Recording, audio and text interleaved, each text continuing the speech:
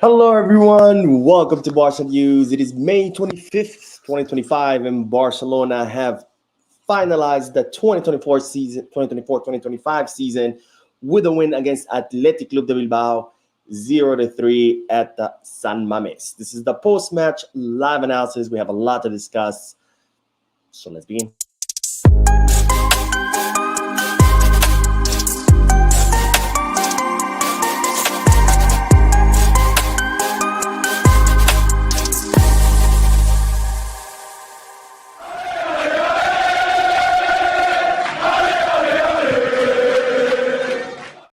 Hello, everyone. Welcome to the channel. My name is Mo, and as you can see, I'm currently not home. I'm not in my YouTube studio. As you can see from what's behind me, I had to leave on the last minute out of town emergency trip. This is why I didn't make any videos on Saturday. But don't worry, today I did two short lives with Barcelona news. If you haven't seen them yet, make sure to check them out because it's a lot of juicy news in those two videos. And of course, this third one is dedicated to today's victory where Barcelona defeated Athletic Club de Bilbao 0-3.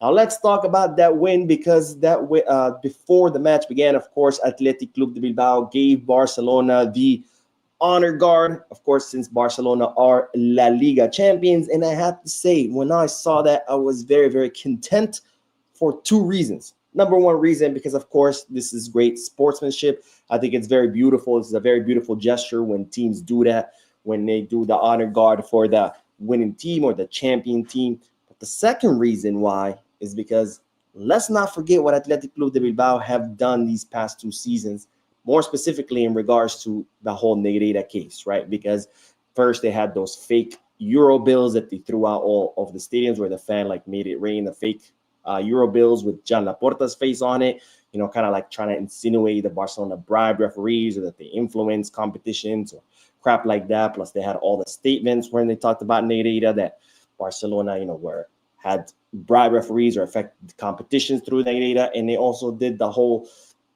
join the complaint against Barcelona, personally joined the complaint. So there's a lot of tension, not to mention the tension with Nico Williams, where Athletic Club Bilbao were accusing Barcelona of being a shameless club for trying to go after their player. But there was all this drama, all this tension with Athletic Club Bilbao, and then to see them today having to pretty much swallow their pride, give Barcelona a guard of honor in their own stadium. I think that was an absolutely sweet revenge. But anyways, let's not talk about the guard of honor. Let's talk about the actual match because Barcelona today took at home another victory on their last match of the season, 0-3, 2 goals of Robert Lewandowski, and of course a goal by Dani Olmo in stoppage time from penalty. And let's look how the table ended, because even though it might seem that this win or this match didn't have much influence because Barcelona had already won, it did have some importance. But let's look at the table because this is how La Liga table ended with Barcelona 88 points, Real Madrid 84 points, Atletico Madrid 76, and Athletic Club 70 points, and Villarreal also 70 points. So these are the top 5 teams that have qualified to the Champions League. Real Betis and Celta Vigo have qualified to the Europa League.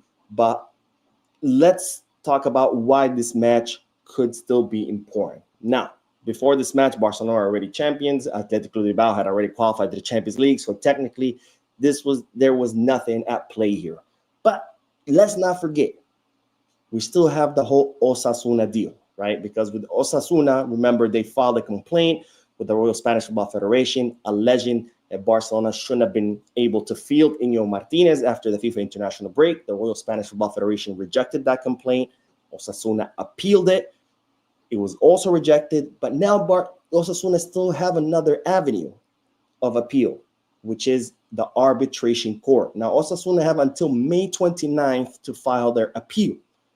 They haven't decided whether they're going to file it or not. But if they file it, and if, God forbid, they win their appeal, and the arbitration court decides that Barcelona shouldn't have been allowed to field Íñigo Martínez, the punishment under the rules would be to take 3 points away from Barcelona. Now, so why is this match important? Because had Barcelona not won, or had they drawn, and let's say they didn't win and they ended up with 85 points. If you take 3 points away from them, that puts them at 82, making Real Madrid the champions. Had Barcelona drawn, they would have had 86 points. You take 3 away, that's 83 points. Real Madrid champions again. But now, if the arbitration court decides that Osasuna are right and they take away 3 points from Barcelona, that would leave Barcelona with 85 to Real Madrid's 84. So even in the unlikely scenario that Osasuna file their arbitration and they win it, Barcelona are safe. With or without those 3 points, they would still be La Liga champions. And this is why these 3 points were important. Again, we don't know if Osasuna are going to file it or not. And even if they do, there's a high chance that they would lose. They already lost twice. But just in case, just to be safe, even though it's 0.0001 chance of them winning this appeal and getting Barcelona 3 points less, it doesn't matter. Barcelona would still be the champions of La Liga season. So this is why this victory is kind of important, even though Barcelona were already La Liga champions and Athletic Club Bilbao, they also didn't care for the result because they had already qualified to the Champions League. Now, let's look at the table too, because I did think there was some interesting stuff about the table because as you can see, well, actually, let me see if I can take out my my logo. There we go. Okay. Or actually, it's a little bit cut off here. The software is cutting it off. But if you look at the table, Barcelona have scored 102 goals and conceded 39. They have the most goals in all of La Liga. And then if you look at Atletico Madrid, and I'll tell you why I'm bringing up Atletico Madrid, but they have conceded 30 goals to Barcelona's 39. Now, why do I bring this up? Because I've heard it a lot these past few weeks. Barcelona concede a lot of goals. Barcelona have a problem. Barcelona need to figure out the offside trap doesn't work. The high line is too risky. Barcelona need to work on their defense. Barcelona need to sign defenders. They need to reinforce their defense and all of this blah, blah, blah, blah, blah about Barcelona conceding goals. And time again, I said, look, guys, get it through your head. The way Barcelona play, they're always going to concede goals. It's a byproduct of what Barcelona does. Doesn't mean that there's something wrong with them. It's just a result of what they do. Why? Because Barcelona's style is highly based on offense. It's highly offensive. I don't mean offensive as insulting, but highly offensive. They attack with all 11 players. And I say 11 because the goalkeeper starts the build-up. The goalkeeper is expected to be high off his line. The center backs, they participate in the build-up too. Most of the time, they're standing at the half of the field, at the half line of the field. So Barcelona attack with all 11 players. And when you're attacking with all of your 11 players, there's nobody defending. And if you're not defending, you're going to concede goals. Very important for people to get that through their head. The way Barcelona play, they're going to concede goals. It's just a byproduct of what they do. Does that mean they have a defense problem? No. Conceding goals, how Barcelona play, it's not a problem.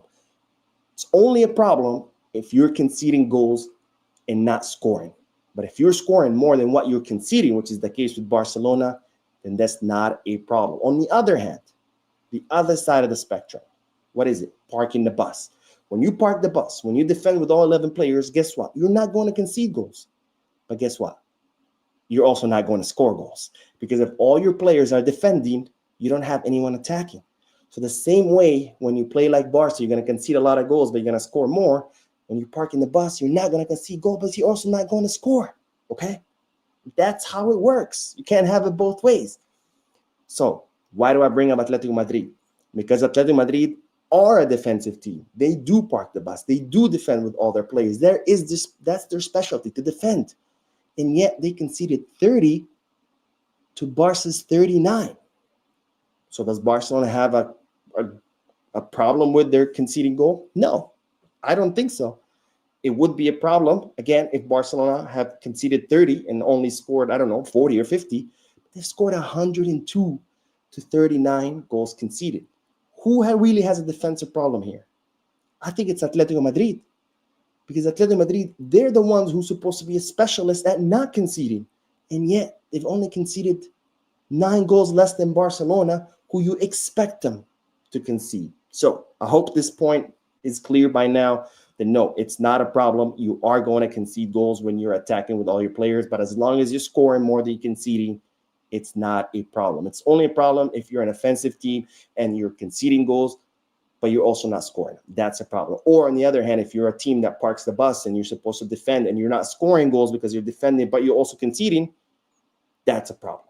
Okay? But anyways, let's move on. Let's move on because let's look at the lineup that Hansi Flick used today in Barcelona's final match of the season. Iñaki Peña. That was a big surprise for me. You know, the question was it going to be Szczesny? Is going to be Ter Stegen? Well, Hansi Flick surprising all of us and saying none. It's Iñaki Peña on goal, which, by the way, I thought he did a good job. Eddie Garcia, of course, replacing the still injured Jules Koundé. Araujo and Cubarsí. Iñigo Martinez did not play today. Alejandro Valde on the left. And then in the double pivot, Gabi and Pedri, with, of course, Lamine Yamal, Rafinha, Lewandowski as the front three attackers, with Fermin Lopez as the attacking midfield. Now, I do want to talk about a few players here that I would like to highlight. First of all, Araujo. Another match where I wasn't fully convinced. So much so that he had to be substituted by Christensen. And I don't know if it's the injury. I don't know if it's because he spent so many months playing, but it's becoming more clearer and clearer by the day that I think Christensen is a better fit than Araujo. I think we've all said that. We've all thought about it. We've all agreed on it. So I don't want to spend too much on it. But another player I want to talk about, Gabi. I think this is the second match during this half of the season that he has played in the double pivot. And it's the second time in a row where Gabi has done a phenomenal job right next to Pedri. And I think Hansi Flick needs to start thinking about having Gabi play in that position more often because that is his position. In fact, Flick himself has said that Gabi is more of a 6.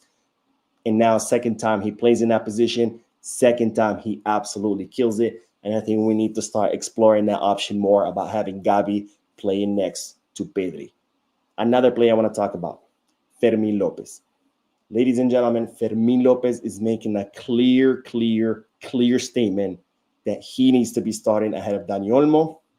And I 100% agree with the statement because every time Fermin Lopez has played ahead of Dani Olmo, he's always given that extra flair, that extra spark to Barcelona's attack. When he's come off the bench, he's always revitalized Barcelona's attack.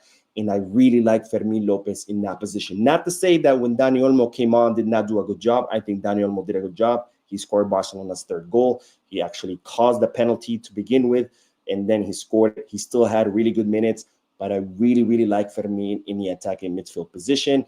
And I think he's a solid option to start ahead of Olmo. And maybe that's actually better because we've seen whenever Olmo starts several matches in a row, boom, he gets injured. So it's good to know that if Olmo's injured or if we need someone to start ahead of him, Fermin Lopez is a fair choice. And of course, I want to hear you guys' thoughts. Do you think Dani should start ahead of Fermin? Or should it be Fermin ahead of Dani Olmo? Then Robert Lewandowski. We need to talk about Lewandowski because today he scored 2 goals. He had 2 other clear chances, so he technically could have scored 4. Not to mention, had he stayed on and scored the penalty kick, that would have been 5. But really good minutes by Lewandowski, who, by the way, scored his 100th and 101st goals for Barcelona in all competition during his 3 seasons. Really impressive numbers by the Polish player. And during this season alone, he has scored 42 goals and provided 3 assists in all competitions. That's a 45-goal contribution for a guy who was too old, who's trash, who's finished, who sucks, who Barcelona need to sell and bring in someone else.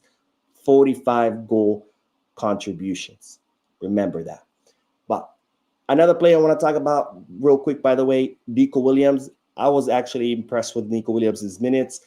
He still has a little problem with the finishing, but I think we've seen that Nico Williams has an incredible pace. When he is on full speed, he's absolutely unstoppable with the ball at his feet.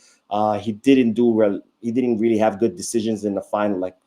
The final pass or the final shot was not really good. But I think Nico Williams showed us today that I think he would be a better option than Luis Diaz. But anyways, that's my thoughts. You guys let me know. Again, it was overall easy match by Barcelona. They dominated that entire time, scored 3 goals. Could have been more. They weren't even trying. La Liga was already won. Good match by Barcelona. Good way to end the season. And that's all I have to say. 3 important points because just in case Osasuna win their appeal, Barcelona are covered. Lewandowski ends the season with 27 goals to Mbappe's 31. So unfortunately, he will not win the Pichichi. So just be ready for Madridistas saying that the only trophy that really matters is the Pichichi trophy. But anyways, that's all my thoughts and opinions about today's match. You guys let me know your thoughts and opinions down below in the comment section or in the, so I can read them once it ends because it is 1 a.m. over here. I'm going to go to sleep. And then tomorrow I will be back home. So tomorrow we'll be back to our regularly scheduled videos. Thank you guys for tuning in. Don't forget to hit the like button, subscribe to the channel, drop a comment. And as always, peace, guys.